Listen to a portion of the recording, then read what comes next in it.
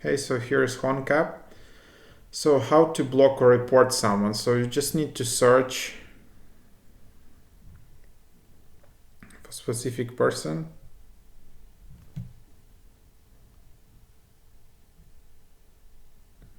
Or you can just search here. And then, for example, if you have some profile, you can just tap in top right, and this is the way the profile is blocked.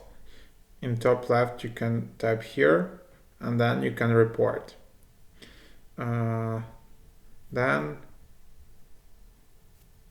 if you go to your profile and your icon, you'll see manage blocked users, and from here you can unblock.